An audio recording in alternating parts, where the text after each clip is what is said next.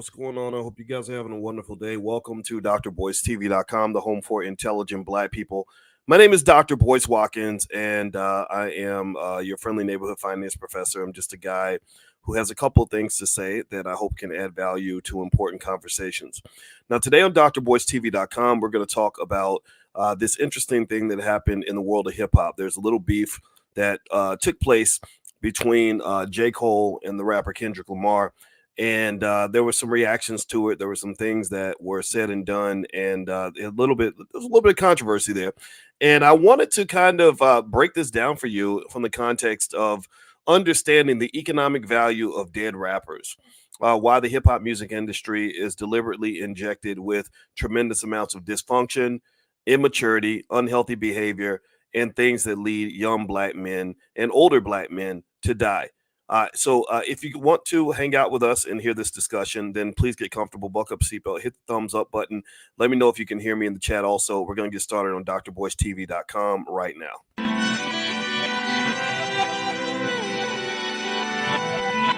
Here we are, clan the isms, cataclysm, great. Our people out here struggling, trying to make it in this state. Everybody out here doing it, but we the ones who late. Now family, we the ones who gotta delegate. Get that money in the power, never be fake. Stick to co-sign for 3. What did he say? Create jobs, support our own. Educate the same and buy back your home. Got 3 degrees, triple 10. 3 PhDs, now we on the CNN. DBTV, let's talk about negligence. Ignorance is bliss, but we can turn it to intelligence. Believe none of what you hear, half of what you see. Let's break it down here on Dr. Boyce TV. Here we are. Hey, what's going on, guys? Welcome to drboystv.com, the home for intelligent Black people. My name is Dr. Boyce Watkins. I want to say hello to everybody. I hope you guys are doing well. I see you, Lisa Love, and Evangelist Souls, and Be Thou Clean Environment. Good to see you. Shout out the city you're from. Let me know what city you're from, and I will shout the city back if I see it. Now, I want to ask you all a question. Give me a yes or no if you followed any of this. This is what I wanted to discuss today and kind of break this down for you from more of an OG perspective. There are these rappers, these rappers, Kendrick Lamar, J. Cole, and Drake, 3 guys that are pretty talented. And apparently somebody decided to call them the big 3. I didn't know they were the big 3, but whatever. I don't really care. I don't believe in the big 3. I don't believe in the big me. I believe in the big we. I believe that as Black people, if we use the word we a lot more than we use the words me, I, and mine, and all that other stuff, and stop being so damn territorial, we can actually achieve a lot of things. So I don't believe in the big 3. I don't believe in the big me. I believe in the big we. Put a we in the chat if you agree that Black people as a collective, if we work together and find partnerships instead of adversarial situations, we can actually achieve at a higher level. Instead of competing, we can actually help each other win. Instead of me kicking you down, I can lift you up. We can lift each other up and make each other better. Everybody type the word we in the chat if you agree with what I just said. This is going to be a we chat. This ain't no me chat. There ain't no big me, ain't no big voice, none of that other nonsense. Don't even do that to me. I need us to be the big we. That's what we're going to be, because I know that we are always going to be bigger than me, and we is always going to be bigger than 3. So I don't buy into the big 3 bullshit at all. So I want to make that 100% clear. However, from an artistic standpoint, we know that Kendrick Lamar, J. Cole, and I'm going to have to go ahead and admit Drake are pretty talented. I don't know. Honestly, I'm not going to lie. Drake's music doesn't really make a lot of sense to me. It seems like he's got together with his ghostwriters and whatever, his Jewish relatives, and just decided to make a bunch of music that sounds good on the radio. But hey, that's me just being a little bit of a of a hip hop critic. But then again, there are people out there that like the music. So whatever, I don't really care. But Kendrick, I think, is a brilliant lyricist. J. Cole seems like a brilliant lyricist and a brilliant guy. And I just really have a lot of respect for these guys. So let me tell you what happened in case you don't know. Give me a yes if you followed any of this. So apparently there was this thing that happened where Kendrick Lamar just busts out, and seems to start a beef with the rapper Drake. So I'm not with Drake and J. Cole. And as a result of this so-called beef, and everybody's flipping out over the lyrics and stuff like that, J. Cole comes back and he does something that showed, in my view, a tremendous amount of maturity. He actually apologized to Kendrick Lamar. Now, was this a sincere apology? I don't know. I'm not here to speak on that. I don't know I don't know anything about that history entirely. I read a little bit about it. I don't really care, honestly. It's really not that big of a deal. I really think as Black people, we got to stop believing that the lives of rappers are more important than our own lives. Just because somebody is on the radio, or just because somebody is making money, or just because somebody is on TV, that does not make them more important than you. So I really think that to some extent, our worship of rappers is a little bit too extreme. There are studies that show that Black people actually worship celebrities. That Black people literally, if you put a celebrity on a box of cereal, we're gonna go buy that damn cereal. That's how they get your money. They take celebrities, which are pretty much just people that white people put on TV, and they put them on a product, and then you go buy that product. That's how they get your wealth. That's how they get your money. And that's just a little tidbit from a finance professor to let you guys know, in terms of economic consciousness, why you got to be careful about this whole celebrity worship culture. There are people out here. Tell me if you've seen this. There are people out there that literally will spend more time studying the life of a celebrity than they'll spend studying their own lives. They'll spend more time being obsessed with what a celebrity's doing than what their own kids are doing. And this is a little bit weird. I really encourage you to love yourself, have your self-esteem intact. I mean, it's kind of crazy to me. Now, one thing that's interesting about this Kendrick Lamar thing and Drake thing, or Kendrick Lamar and J. Cole, I'm gonna focus on those two for the most part, is that basically when Kendrick when J. Cole heard that Kendrick made this little diss, he came out on stage and he just apologized. And I wasn't surprised by the apology. I don't know J. Cole. I know D1 very, very well. D1 knows J. Cole. And from what I gather, J. Cole is the kind of guy who would do that. He shows a tremendous amount of emotional intelligence. I don't know how old he is. I'm going to guess he's maybe somewhere around 40 or more. And at that age, you're supposed to have enough emotional intelligence that you're not looking to fight and beat up every person that upsets you or disagrees with you. I think J. Cole's about 39 years old. So you're really talking about guys that are pushing 40. You're pushing OG status. You're pushing older man, middle age status. You're not a teenager. You're not a kid. You're not a gangbanger. You're not a thug. You're not some dude hanging out on the street. You're not supposed to be acting like a pack of Negroes, right? So ultimately, J. Cole, being a grown-ass man, which I applaud tremendously, basically did the thing that I really like the most is he just apologized. He said, "I'm really sorry. Kendrick Lamar is a great artist, and I love and respect him immensely." I thought that was great. I thought that was beautiful, not just as a Black man, but really for the culture. We always talk about the culture, the culture, the culture, the culture. BET, this company that's pretends to be Black owned, but they're owned by a bunch of old racist white people. They always tell you what your culture is. And let me tell you what they tell you the culture is. They tell you the culture is stuff like the rapper Future. They tell you that that's your culture. Well, Future is, in case you don't know, Future is a guy who would be defined, to put it lightly, to be incredibly toxic. He has no respect for the mothers of his own kids. He's got babies splattered all over the place like he's a goddamn animal. He's not a guy that on any level promotes anything that is going to lead to a healthy life for a Black man. He promotes drug usage amongst young people, which is about the most destructive, most terroristic, most racist, most KKK-ish thing you could do to a child. The worst thing you could do to a young Black man is get him on dope when he's 16, 17 years old, because some of these drugs are so bad that your brain never comes back. They fry your brain. Do y'all hear what I'm saying? These drugs fry your brain. So 15 years later, rather than being an asset to the Black community, being a great Black leader, being a great father, great husband, great whatever, community leader, counselor, coach, whatever. No, you're the drug addict, the crackhead that's running around trying to sleep with 11-year-old girls and rob little 10-year-olds on their way to school. You become a threat and a terrorist to the community rather than the asset that you're supposed to be. You lose your God-given purpose because these demonic sons of bitches that white folks put on TV and they tell you that that's your culture. They endorse a lifestyle that leads to nothing but death. Nothing but death. And then BET will be like, "This is the culture, y'all. This is the culture. Everybody, watch the BET Awards. This is the culture." Well, that's not my culture, and that's not a culture that I want to be a part of. That's not even hip hop. That's not even hip hop culture. Hip hop culture is supposed to be empowering. Hip hop culture is supposed to make you better. Hip hop culture is supposed to elevate your people. It's not supposed to destroy and demean them. Hip hop culture isn't supposed to be things where Black men always end up dead. Because here's the deal. Here's where I'm coming from. Let me just tell you where I'm coming from on this. When I saw the beef with Kendrick Lamar and J. Cole, the reason I was very happy and impressed that J. Cole took the grown-ass man route. See, y'all ain't used to seeing grown-ass men in hip-hop. You're used to seeing 45-year-old teenagers, 50-year-olds run around with their pants sagging, still acting like they're 19.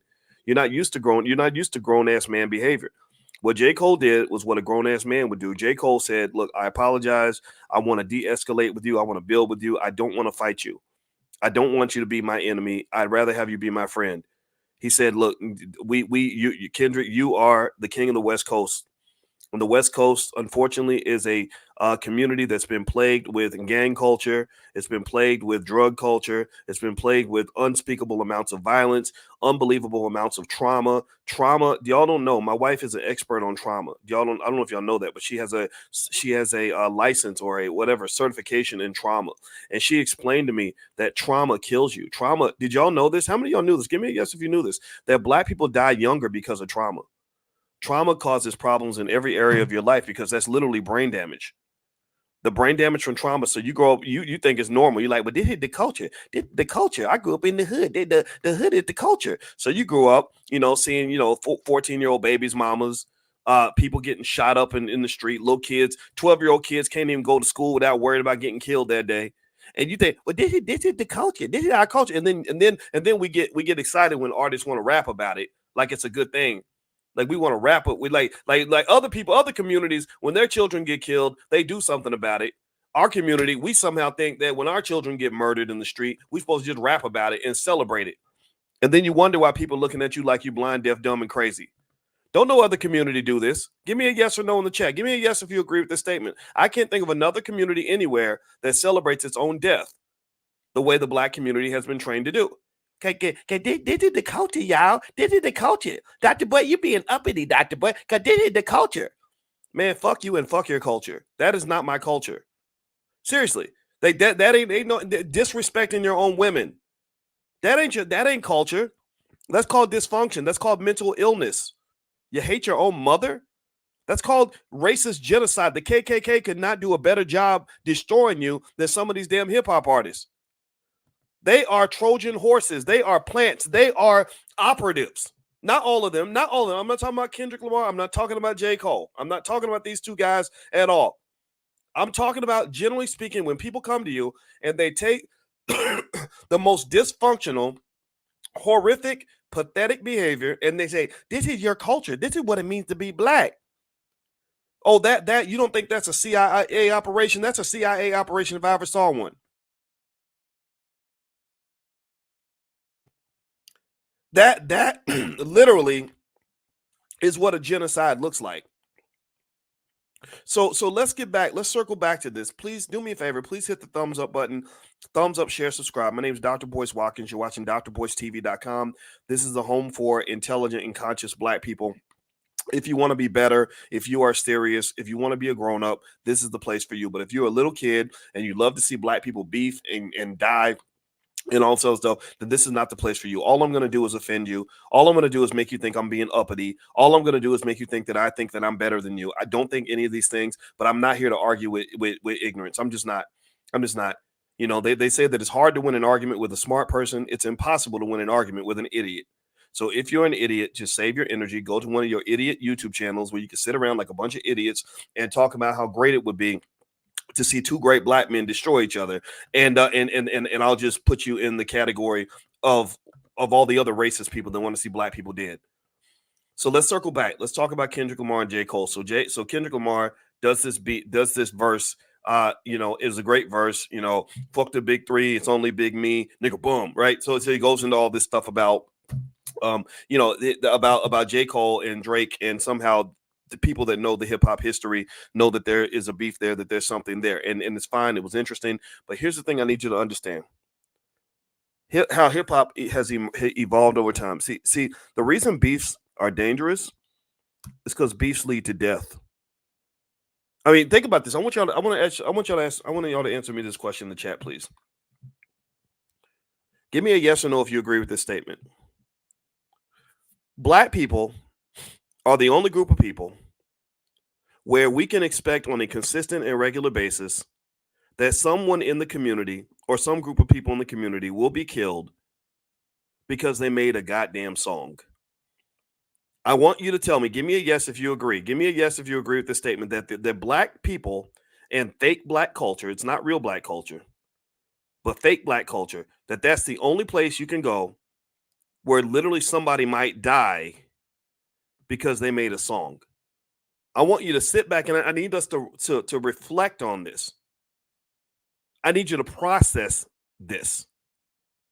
How in the hell did you somehow let these bastards create a culture where some of your most cherished black men, some of your brightest black men, some of your most talented black men are in a casket? Their mothers are crying at their funeral. Their children don't have a father. And it's all because somebody made a song. What kind of weirdo world is that? By the way, these are just some of the rappers that died in Houston alone. This is just Houston. This ain't nationwide. This is just Houston. Kanye West called me on the day that the brother from the Migos died, and he wanted to do some kind of vigil. And then Kanye started talking crazy, and I told him I can't participate because what you're talking about don't even make no sense. If you let me lead it, if you let me explain it, break it down for you and tell you how to get it done, I can help you. The other brother from the Drink Champs was on the phone, and we were all talking about it. And then Kanye started talking about Jewish people and everything else. I said, man, I ain't here to sit around and talk about Jewish people. I know what they did, but I'm here to talk about us. What can we do? And it didn't work out. But literally, I remember he called me on the day that the brother from the Migos died. I appreciated his intention, but his mind is not there. That's just my honest to God assessment. It doesn't make any damn sense. It doesn't make any damn sense. It doesn't make any sense that you're the only culture. And I'm not trying to just say that white folks don't have dysfunction. We know that they do. For God's sake, they elected Donald Trump. For God's sake, they believe that a man can be a woman just because he woke up on the wrong side of the bed that day. So let's not pretend like black people are the only ones that have dysfunction. But one of your dysfunctional points, one of the points that you got to address and you got to deal with, is that somebody convinced you that it makes sense to have a culture where a man or a woman can end up dead because they made a song. Now I heard somebody. There's a brother on Twitter. My Twitter is Dr. Boyce Watkins 1. Please follow me on Twitter. Dr. Boyce Watkins, the number 1 at the end. Please follow me on Twitter because I'm tired of arguing with idiots. I don't argue with idiots. I need smart people to follow me on Twitter so we can have smart conversations. So please jump in there. Use your voice, please, because this is the ignorance is winning and it's driving me crazy. And a brother came in and he said, well, white people, they make movies. They make movies and stuff. They got The Godfather. They make all kinds of violent movies. And I said, okay, you're right. These movies are violent. I told you all that I sometimes even play this fun video game called Call of Duty. And that's as violent as you get. People running through, blowing each other's brains out, everything else. But I said, tell me the last time somebody in Hollywood over the age of 30 or 40 murdered another person because they made a movie. Tell me now with video games, you could talk about video games because I believe some of these school shooters out here, when you see a 19-year-old going off and going to a school and taking everybody out, that tells me, that makes me wonder if they were playing some of these violent video games. So that's not off the hook, but I'm really just curious to ask you, can anybody name a single time where somebody made a movie? Let's make it more interesting. Name 5 instances. Can you give me a yes or no? Can you name 5 instances where somebody made a movie and because the movie was so violent, somebody showed up at somebody else's house and did a drive-by on their granny's house because they didn't like the song that they made? Tell me, can you name 5 times? Yes or no? Because I know in Chicago, you could probably name 30 or 40 times. I mean, anybody ever heard of drill rap? Which is literally about as close to almost like a demonic curse kind of thing. Like if you want to talk about scenarios, and the reason I think about it like a curse is because if you think about it, what is witchcraft and curses and all that? It's where you use words and people die from words. So to some extent, and again, I'm not even into that type of stuff, but I'd be curious to know, those of you that are into and understand things like witchcraft, how close is this toxic hip hop to a type of witchcraft where literally a person can put a certain energy into the world? Let me know if you get what I'm saying. You can put a certain vibration out into the universe that literally comes back and murders you. If this ain't spiritual, I don't know what is. If this ain't spiritual, I don't know what is, because literally the words that come out of your mouth breathe a type of vibrational energy into the universe, and that energy can come back and murder you in front of your child. That is scary as hell. That's absolutely crazy. Absolutely crazy. And so my point is to say the reason I like J. Cole for his response to Kendrick is because J. Cole has a level of consciousness that I wish all of us would learn to appreciate. His consciousness said, I'm not worried about Kendrick. Kendrick ain't gonna do nothing to me. He ain't gonna fight me. We just gonna get on a record and we just gonna compete a little bit. And it's a lyrical competition. It's all gonna be in love and maybe not all in love, but it's gonna be mano a mano like a boxing match, except lyrical, and that's all cool because it would be great to watch because these two guys are brilliant at what they do. But J. Cole, because he's conscious, he's literally thinking, wait a minute, but he's from the West Coast, and Kendrick cannot take responsibility for every single person that follows him. And I got to go out to the West Coast one day, and I don't want to have to go out there watching my back because it only takes one crazy person to take the lyrical competition too seriously. And next thing you know, we become Biggie and Pac. We become Biggie and Pac because, see, that's what they want. The racist media wanted the beef. They wanted Biggie and Pac to escalate. They did not want Biggie and Pac to do what I wanted them to do, what Farrakhan wanted them to do. They want Farrakhan, people like that, they wanted Biggie and Pac to go back to being friends. Biggie and Pac used to be buddies. Biggie and Pac, from a financial standpoint, each of those individuals were becoming billion-dollar brands. Each of these black men on the screen are multi-billion-dollar assets in the black community. And similar to the way they burned down Black Wall Street and they burned down black towns and they went and they would kill black people whenever they got any wealth. Well, these two guys, as they were building wealth and building power, people came along and destroyed all that wealth. When Tupac got killed, that was $1 billion in black wealth down the drain. When Biggie it got killed after Pac, same thing. So what you got to understand is, from a financial standpoint, this is killing your economic wealth because you're taking an industry, a beautiful art form called hip hop, and you've allowed the bastards to bastardize it. The bastards have bastardized it. They bastardized your hip hop and made it into a weapon of mass destruction. The niggerosity is unbelievable. It is literally, the niggerverse is the most powerful form of energy that exists out here, and you see it everywhere. Dr. George C. Frazier, who has OG status, who's a brilliant black man, one of my favorite human beings on the planet, he said, we did a movie called B1 the Movie, and in our movie, George Frazier said that black people changed when our music changed. Black people change when our music changed. He said you cannot be niggas, bitches, thugs, and hoes, and also kings and queens and millionaires at the same time. You can't be kings and queens and leaders and reach your highest vibrational point when you are literally bottom dwelling like a damn catfish at the bottom of a lake. They got you operating on the death frequency. They got you celebrating death. You have a whole industry where black death is a multi-billion-dollar commodity. The economic value of the dead rapper is incredibly high. When an artist is dead, tell me if I'm lying. When an artist dies, the economic value of their work goes up in value dramatically. So when people talk to me about conspiracies about how certain artists from the same record labels are getting killed over and over again, and it just happens, it's coincidentally happening to artists, I'm sitting here thinking, well, who economically benefits when black men are dead? Who benefits? Who's making money? Who wins? Because it ain't you. It ain't you. It's not your community.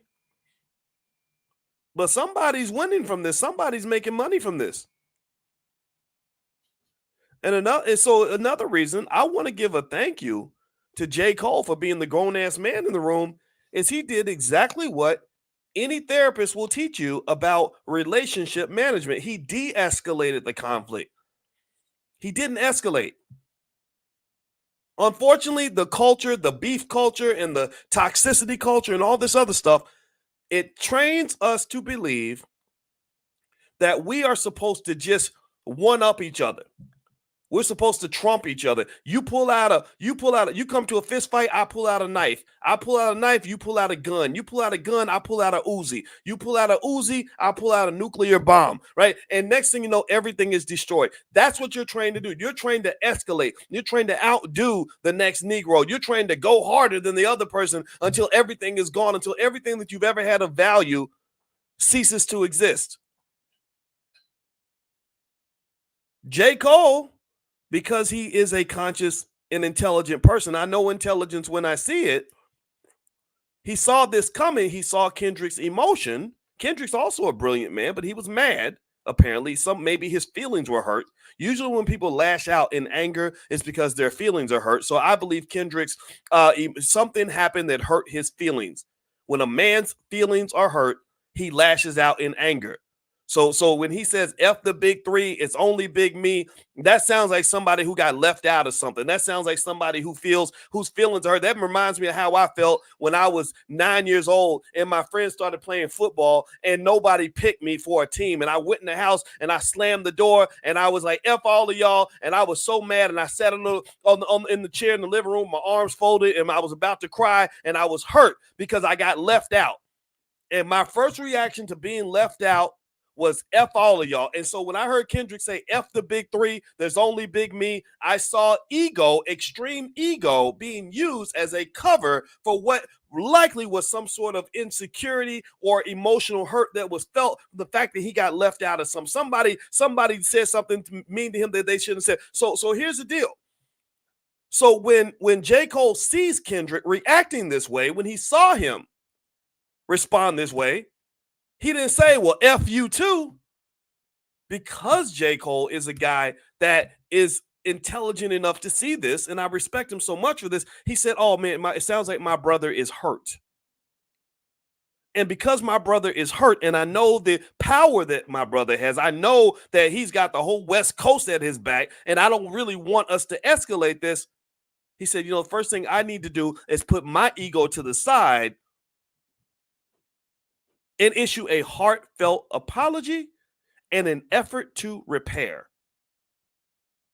He said, I'm sorry. I am so sorry.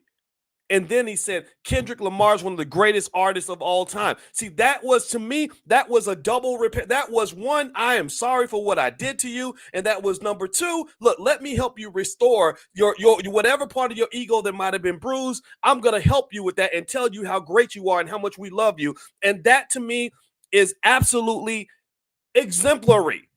Anybody that needs training on how to be a black man, go study what J. Cole did with Kendrick Lamar. If half of y'all did this in your relationships, you would still be married right now. You would still have that ex-girlfriend that you cussed out and kicked out. You would still have that man where you got so upset and so hurt that you told him you didn't need nobody. And they go, your homeboy, your buddy would still be your buddy. Biggie and Pac would still be alive. If Tupac or Biggie, especially Pac, had, instead of getting mad and hit him up because he was hurt, he went to go see Biggie. Somebody shot at him. People tried to kill him. He was hurt. He was hurt. He was hurt. So what does he do in response to the hurt? He does what they train you to do, which is he escalates the conflict. He comes out he uses his brilliance, similar to Kendrick Lamar, who also was on the West Coast, and he uses his brilliance to make one of the greatest hip-hop songs in all of history that also put him in a casket. So to some extent, I understand all of you who feel like this beef is good and interesting to watch. If all you are is a fan, then of course you're gonna love it. You love it because when the artist gets emotional, when they get mad, when they feel hurt and they feel insecure, they're gonna go hard and it's gonna be amazing and you get entertainment, and good for you. Good for you. I'm happy for you. But also, I also want to give a heartfelt fuck you to people who think that way, because to me as a black man, this is bigger than just entertainment. As a black man, this is bigger than just magazine covers. As a black man, this is bigger than just whatever white folks want to see on TV. When I see a Tupac or I see a Biggie or I see a Kendrick Lamar or I see a J. Cole, I see smart black men who could do amazing things for the world. I see men that I want to see alive. I see men that couldn't do other things other than just get on stage and bust a rap. I see people with tremendous potential.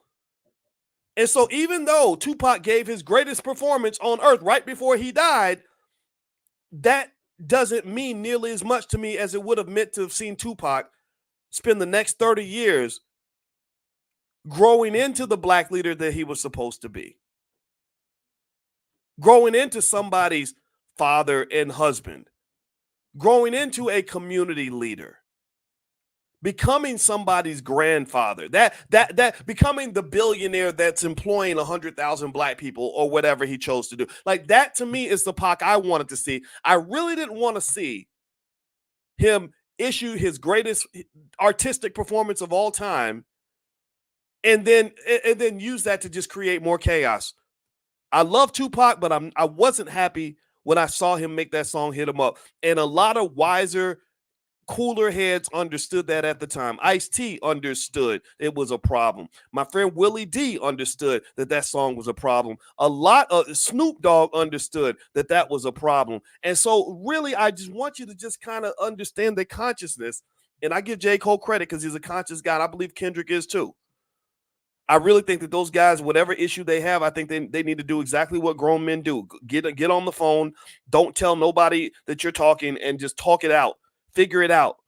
That's what you're supposed to do. That's called grown man shit. That's putting your ego to the side and saying, "Hey, man, it really hurt my feelings when you did that to me."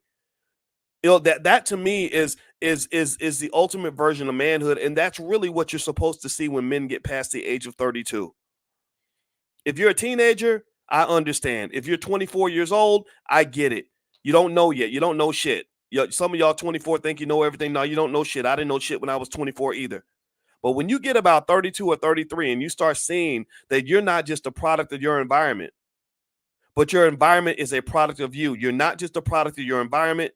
Your environment is a product of you. You're not just a person who is following the crowd. You are leading the crowd. You're not just being led by other people. People are following you. Then you understand your power and you become conscious of that power. That's when you start to have to learn how to have grown man conversations. So similar to how I mentioned that I was disappointed to see Tupac make that song Hit 'Em Up, I kind of wish Kendrick Lamar didn't feel the need to start all this nonsense that would get all the chatty patties on the internet going back and forth about it, because there's no reason for these two guys to beef. When I saw those two beefing, I said, why? Like, who's beefing with J. Cole? That don't even make no sense. I don't even understand that. Why Kendrick and what?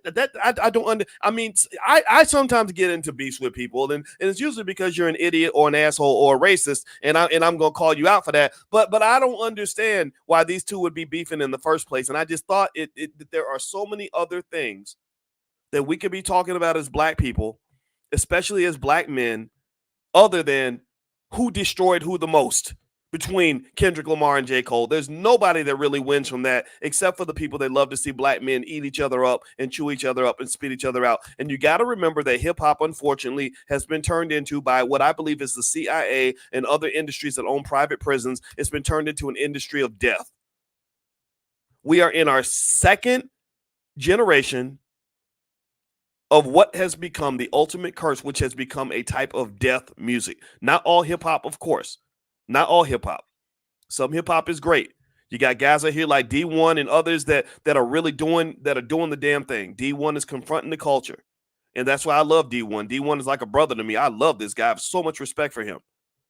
So you got guys out here that are like that vibe on this frequency. Those are your leaders. Those are the men that are going to guide us out of this nonsense. Take us out of the abyss. But in order for us to get out of the abyss, we're going to have to approach the little kids in the group. We're going to have to deal with some of them. Rappers like Future. Future glorifies toxicity. He glorifies drug addiction. None of these things has ever benefited the black community. In fact, let me ask y'all a question. Let me ask y'all a quick question as you hit the thumbs up button. Please hit the thumbs up button. How many of you have ever had a drug addict in your family? Give me a yes in the chat. If you have either, in fact, let's ask it in a more broader context. Give me a yes in the chat if you have either had somebody in your family addicted to drugs, somebody in your family that went to prison for selling drugs, somebody in your family that was killed over drugs, or whatever. Give me a yes if you've experienced this. And then I want you to reflect on what that felt like. What did it feel like when your mama was on crack and couldn't take care of you? How did you feel when your daddy was so busy with heroin and cocaine that he didn't even pick you up from school? He kept forgetting because his weak ass was out getting high. How many of you how did you feel when your brother, who could have been an amazing person, who could have went out and did amazing things in his life, is living with your mama and stealing money out of her purse so he can go get more meth or whatever these other drugs, or the more fentanyl? How many of you have ever had to deal with there's a rapper that I mentor out of Louisville, Kentucky, and I knew his mother. And my heart was broken because he said, hey, Dr. Boyce, I heard about you, because he's a distant cousin, and he'd heard about me and stuff. And I said, yeah, I know your mama. Yeah. How's she doing? And he didn't say much. And he gave me his music. He said, I want you to hear my music. And Dre Priest is his name. And he sent me his music. And the first verse in that song was literally him describing taking his mother to rehab after she overdosed on drugs. And I almost cried when I heard that verse. I almost cried. I cannot imagine how it must feel to be 11, 12 years old and got to take your mama to the hospital because she overdosed on dope. This is just my life, y'all. This ain't even, some of y'all got stories that are 100 times worse. But this literally, and I think about my father, my biological father, and his issue with drugs and how that kept him out of my life. So I'm trying to understand, who in the fuck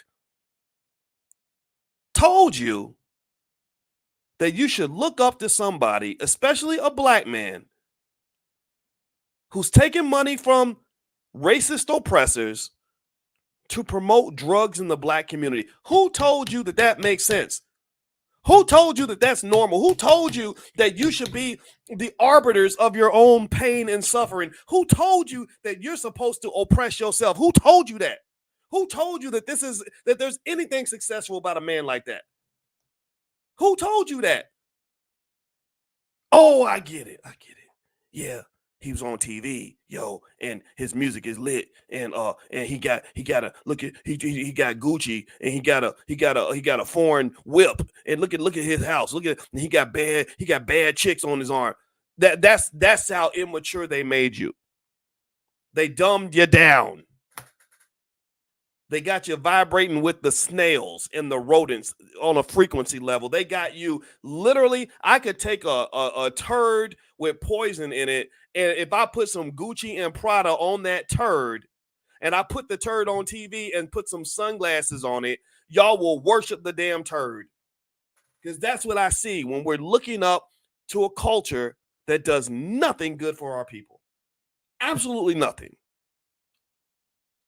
And it bothers me. It freaks me out. It doesn't bother me at all when I get criticized for talking this way. In case you don't know, I get calls from, because I told you, I know rappers. Again, Kanye West called me several times during the convention last year. I didn't call him. I don't call rappers. They call me. So I know rappers. And what they'll say is, they'll say, okay, Doc, we don't want people to think that you don't like rappers, that you don't like hip hop. I'm like, what are you talking about? I love hip hop. That's why I talk about it. And then, but you said you were criticizing so.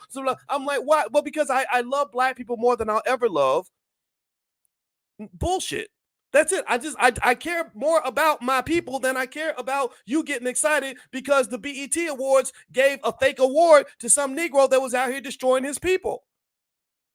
The reason I have to be honest is because I know what a real man looks like, and a real man takes care of his own. A real man is doing right by his people. A real man is elevating people. So when you put a fake man in front of me, a real man can smell that from a mile away.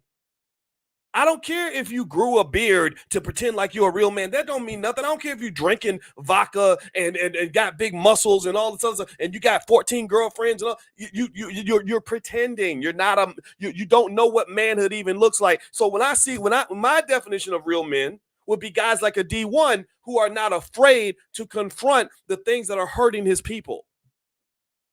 My definition of a real man would be J. Cole, who said, you know, I could go in this ego beef with you and I could fight you until the death, but I'm not going to do that because I'm wise enough to understand that peace is better than war. I'm wise enough to understand that, yes, I do have the power to take you on. I could fight you all day and it would be very entertaining. But you know what? Me going to war with Kendrick Lamar is going to lead to harm for both of us. Both of our brands are going to be harmed. And then even worse, it could escalate. And next thing you know, something really bad can happen. So you know what I'm going to do? I'm gonna put down my sword. I'm going to repair with you. And here's the secret. This is what I need you to understand about relationships. I need you to write this down. I need you to hear me on this. J. Cole is playing chess instead of checkers for one simple reason. Checkers means I'm going to beef with you just like we're a couple of 8-year-olds and we're going to destroy each other and it's going to be entertaining. That's checkers. Chess is where you say, wait a minute. Even if I am better than Kendrick Lamar, even if I think I can win a battle with Kendrick Lamar, we're both going to get harmed because I might throw my blows and I might win, but he's going to throw some blows and that's going to really punch me in the stomach too. That's really going to hurt me. Our fan base is going to be divided. We're going to look like these stupid comedians that go on Club Shay Shay and are tearing each other down. That's what we're going to look like. We're going to be immature black men in a world full of immature black men. So that's not going to help us. So he said, you know, maybe if, let's say on a hip hop scale, let's say J. Cole believes he's a 9 and he believes Kendrick Lamar is a 7.5. I don't know if that's true or not. You can have your own opinion, but let's say that that's what J. Cole believes because every rapper kind of believes they're the best rapper alive, right? So he says, I'm a 9, he's a 7.5. So I'm going to come at him with my 9. He's going to come at me with his 7.5. Let me know if you're following what I'm saying. And at the end of the day, he's going to chop me down, but I'm going to chop him down more. So his 7.5 is going to 9 minus 7.5 is 1.5. So I'm going to still be the last man standing, but I'm not going to be a 9 no more. I'm going to be a 1.5 because he's going to talk about me, talk about my mama, point out my flaws, to break up my fan base, disrupt my money, and ruin everything for me. But at the same time, I might win because I didn't get destroyed as much as he did. So at the end, what happens is when you fight somebody that could be your natural ally, you think you won, but really you didn't win anything. War rarely benefits anybody. Even the victor of a battle experiences battle wounds. Do you understand what I'm saying? Let me know if you get what I'm saying here. So even if J. Cole was to win a battle of the brands against Kendrick Lamar, he's not really winning. He ain't really won. You just weren't the biggest loser. You still licking your wounds. You still hurt. You still got hit pretty hard because Kendrick Lamar is going to throw some punches at you. So here's what Jay did. This is why he's playing chess instead of checkers. So J. Cole says, wait, 9 minus 7.5 is a 1.5. But 9 plus 7.5 would be 16.5. So if I can take this enemy, pay attention now. Let me know if you get what I'm saying here. This is a subtle point. If I can take this inner enemy and turn him into an ally, if I can apologize, fix it, and repair, if I can rebuild with this brother, if I can take this energy around this so-called beef and find some way, maybe we can partner, maybe we can go on tour together, maybe we can make some appearances together, make money together, right? We can succeed together. Then guess what? Everybody wins. Do you follow what I'm saying? Let me know if you're following this. I want to know because sometimes people, when I talk like this, they think I'm talking over people's heads because somehow people don't think black people are capable of having functional, healthy relationships. They think we're only capable of beefing and killing each other. So do you understand what I'm saying? You ain't got to always compete with everybody. You ain't got to always fight with everybody. An enemy defeated is not as valuable as an enemy that was made into a friend.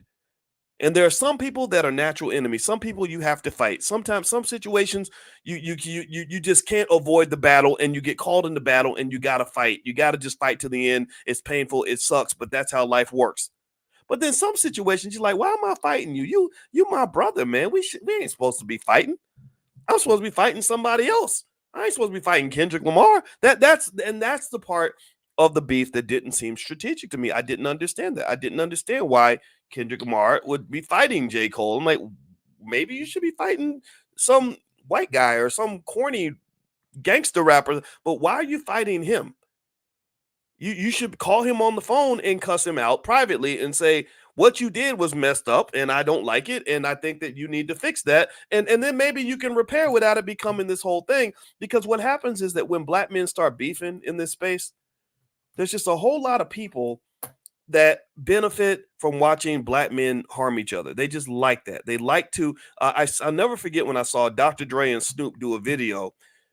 And it was a video that was like a presentation before they went on stage. And pay attention now. They were in Europe. So the audience is full of white people. Ain't too many black people in that audience because the tickets were expensive. Mostly white people. And so Snoop Dogg walks into in the video, he walks into a liquor store.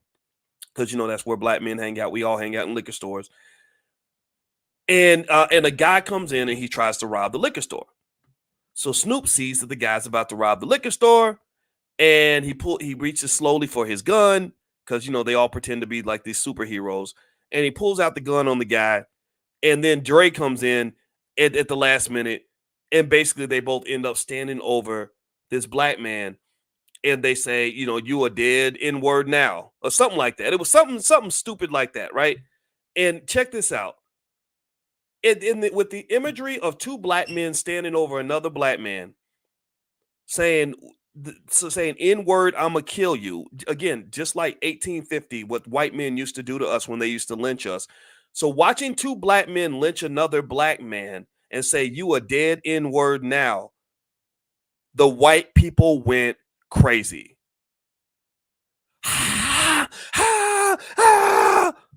You're so gangster, Snoop. That's amazing, Dre. Oh my God, that's so gangster, dude. Does anybody think there's something wrong with that?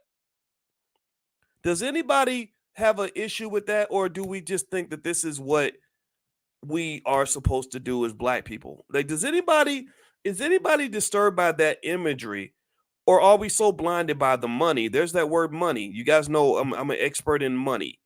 I see the money everywhere. And I'm sitting there thinking, wow, sometimes if you pay somebody to do something, we will think that what they're doing makes sense. If for some people, if you paid them enough money to do something, you could have them eating rats and painting the bottoms of other people's feet, and while they're drinking a beer and standing on one leg at the same time, which makes absolutely no sense. But if someone's getting paid money to do it, we suddenly think that that's a meaningful career. And I'm going to tell you, if you take away the money, the idea of a couple of prominent black men standing on stage, standing over another black man with a gun to his face, saying, die N-word, die, and a crowd full of white people cheering on the murder of a black man is about the most dysfunctional shit that you'll ever see. I mean, why the hell do we need white folks to lynch us when we just gonna lynch ourselves? Why in the world? I mean, how are you gonna sit here and tell me Black Lives Matter when clearly it doesn't matter to you? Clearly, Black lives pretty much are dispensable and disposable to you. Black death is something that you celebrate. So if you're celebrating Black death, then why the hell am I supposed to believe you when you tell me Black Lives Matter just because you're a so-called celebrity? That's where we are. That's how crazy we end up looking. That doesn't even make any sense, y'all. That's ridiculous. And I know that I'm going to make some people mad by speaking from a logical standpoint, but somebody's got to kind of do it, because some of this stuff is crazy, man. It makes no sense. Now, what I'm going to do is I'm going to summarize and paraphrase this. I'm going to also ask you all if you could do me a quick favor. Could you please hit the thumbs up button, thumbs up, share, subscribe. You're watching drboystv.com, the home for intelligent Black people. My name is Dr. Boyce Watkins. And also, I do have a new book out. It's called The 10 Commandments of Black Economic Power. And it's actually in our Black Wealth store. And we have Black Wealth Mastery. My PhD is in finance. That's what I do. So if you want to take a look at my new book or any of the other material that we have. We educate children. We got 6-year-olds that have a higher financial literacy level than the average college educated adult. That's how good we are in the Black Business School. Every single morning, we do financial consciousness training. A lot of you love it. Thousands of you are registered for financial consciousness training on a daily basis. We do that every morning at 10 a.m. Eastern. So don't ever think that wealth is elusive to you just because white folks didn't teach it to you. I'm teaching it every single morning. So feel free, if you want to join us, just text the word morning to 87948, and I'll send you an invitation to join us for financial consciousness training. It's totally free from the Black Business School because we don't just preach, we practice what we preach. We don't just talk the talk, we walk the walk. And I believe that if we master wealth, if we get our wealth right, if we get our money right, we don't have to embarrass ourselves to get money. See, a lot of what you see in hip hop, a lot of the debauchery, a lot of the ridiculousness, a lot of people taking penitentiary chances, a lot of people getting killed over nothing. I mean, think about this again. We're the only community anywhere where a person could be killed over a song. We literally are. There's no other community anywhere where a person can make a song and say, "Man, I got shot. Somebody came to my grandma's house and shot up my grandma's house because I made a country and western song about their sister or whatever." That just doesn't happen. Again, it may happen periodically, maybe every now and then. I'm sure it's happened at some point in history, but for us, it happens once a month. For us, it happens all the time. And ultimately, what I will say is that a lot of the reason that this occurs is because you're economically desperate. When you are financially desperate, people will exploit you. White racist American capitalism is the best on earth at economic and psychological warfare. They're both connected. The economics is driven by the psychology is driven by the economics. So when they got you raised growing up, instead of looking up to the thinkers and the scholars and the teachers and the counselors and the activists and the coaches and the real heroes in the community, they got you looking up to ratchet ass shit like Sexy Red. Well, then they got you. Or they got you looking up to gangster rappers who kill black people for a living. Well, then they got you.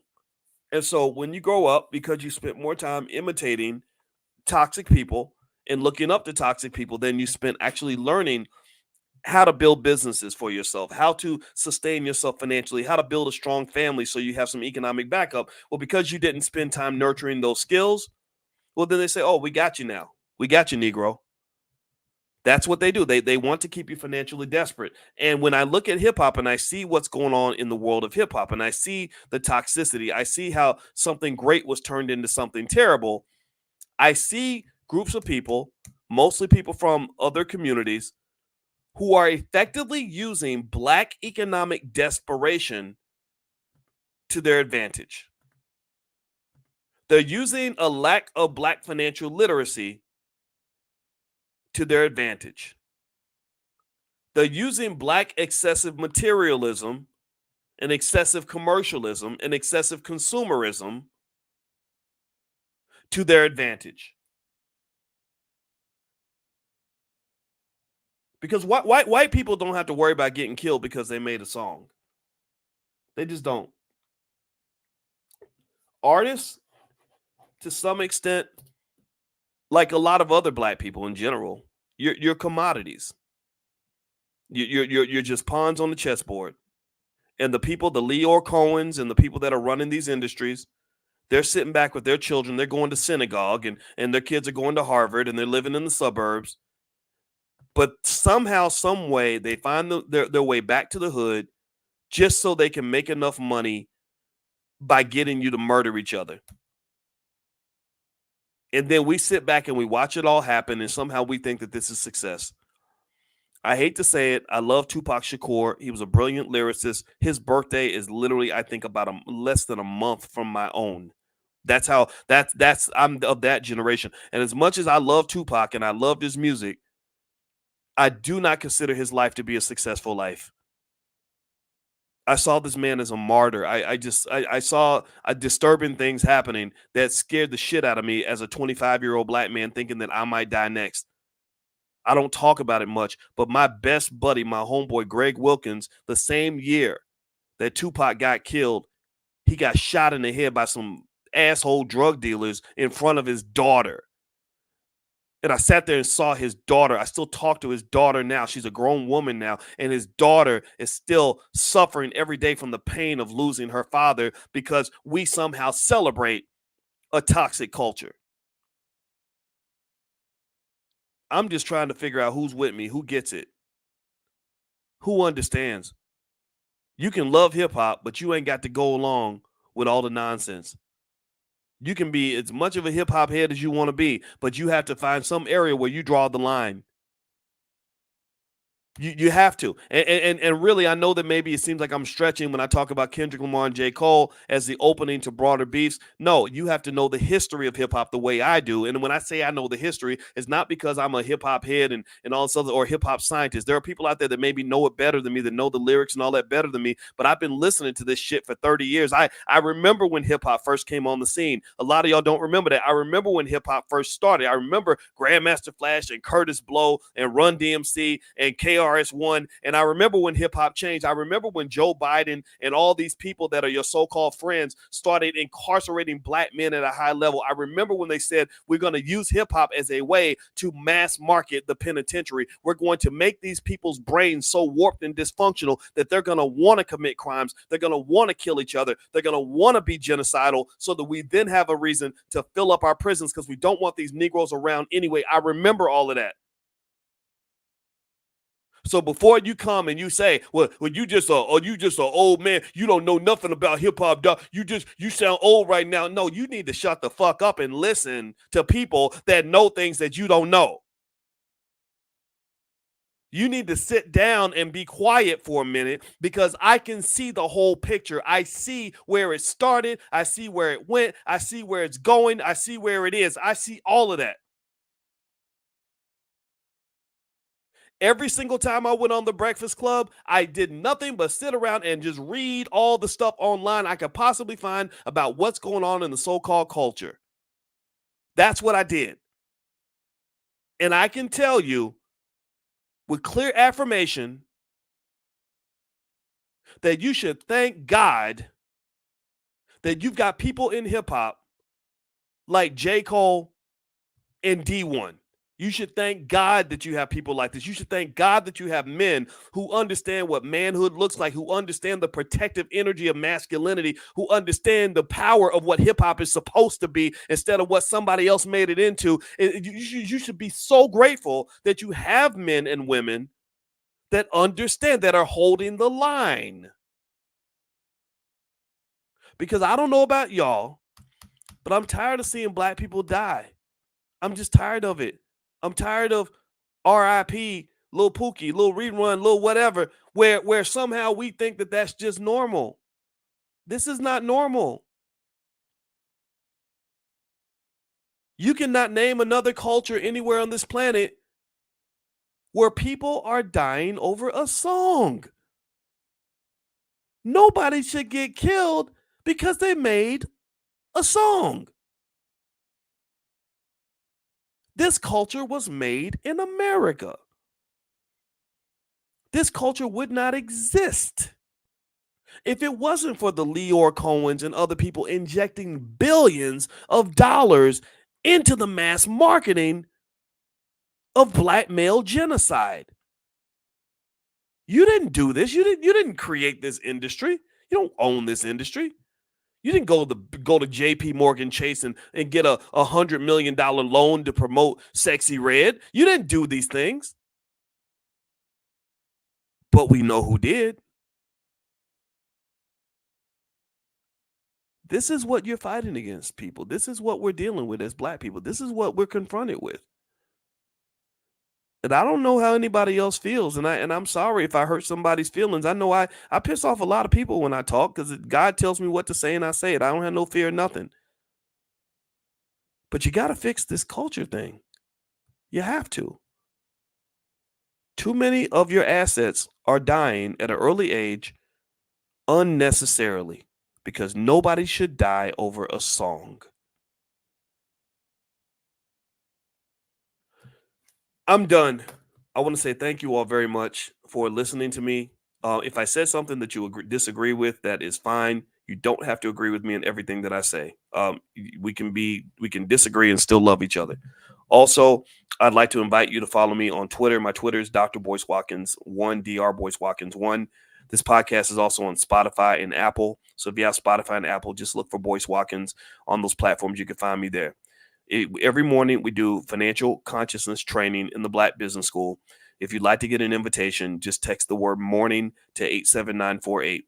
That's where we talk about economics and culture. You guys know I'm a finance professor. I taught at Syracuse University for 13 years. I also taught at the University of Kentucky, Indiana University, the Ohio State University, etc. I taught in China as well. And so I've had experience seeing how different cultures operate financially.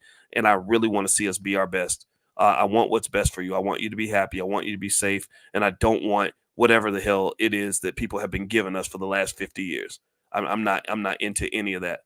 So anyway, guys, I'm going to go. If you happen to want to fly into LA, we are doing a stock options summit on the 19th. If you want to learn about stock options, I know a lot about that. So feel free to go to stockoptionssummit.com. That's stockoptionssummit.com. And also, if you want to get a copy of my book, The 10 Commandments of Black Economic Power, you can get a copy at drboycebooks.com. I also have books by Dr. Claude Anderson and others inside the store. So I hope that you'll take a look at Dr. Anderson's work, because he really is another godsend that we need to pay attention to. So thank you all very much for listening. I hope you have a wonderful night. And I'll be back tomorrow morning at 10 a.m. with financial consciousness training. God bless you. Take care. Peace.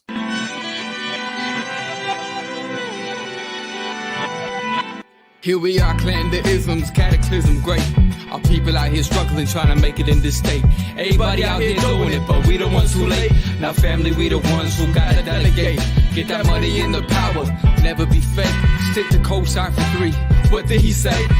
Create jobs, support our own. Educate the same and buy back your home. Got 3 degrees, triple 10. 3 PhDs, now we on the CNN. DBTV, let's talk about negligence. Ignorance is bliss, but we can turn it to intelligence. Believe none of what you hear, half of what you see. Let's break it down here on Dr. Boyce TV. Here we are.